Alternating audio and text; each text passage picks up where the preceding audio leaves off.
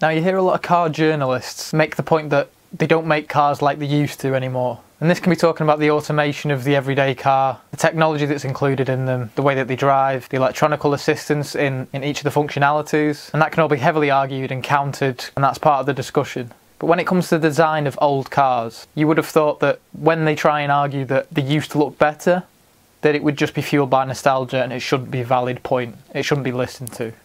I completely disagree with that. If the design of old cars was nostalgia infused and the joy and emotion that came from viewing the old cars was there because they used to have posters of them on the wall as kids and that's where the emotional attachment came from, then surely it wouldn't make sense for anyone that wasn't around or anyone young enough to create that kind of attachment. Surely that shouldn't exist, and anyone of a similar age or of that age shouldn't agree with the people making the claim of the design of older cars.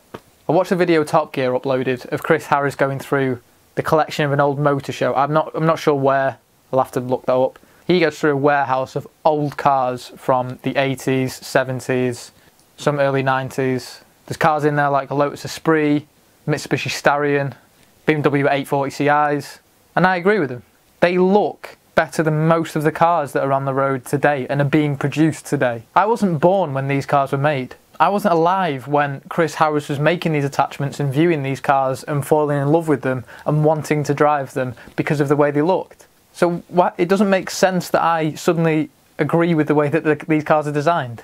It can't be nostalgia infused. There must be some validity to the way cars are being designed and produced now that makes them so boring and indifferent from one another. To me, the Lotus Esprit is one of the best looking cars I've ever seen. And it's why I like the Corvette C8. It gives me an element of some comparison to that. But you look at the Qashqais that are being made, the new electric SUVs that are being made, bloody BMW X2.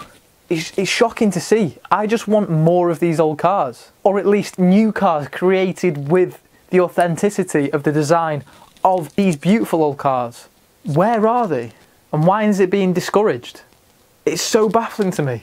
The way the new Ferraris and the Astons are being made, they all look the same, they all look similar. I'm terrified that I will get to an age where I can afford a new or relatively new car after wishing for all of my early life that I could do so, only to have the only car available to me be something that looks like the new electronic Mustang. I am terrified of that.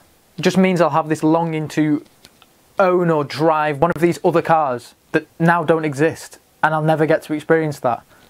And I will always have some sort of inherent need that can't be fulfilled by that point.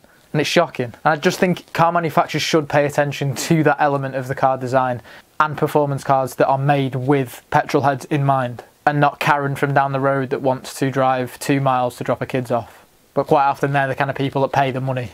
But yeah, it's just a bit depressing. But I'm not a design lead at a car manufacturer. If I was, I probably wouldn't be making this video. I mean, like I always say, I drive a white Fiesta.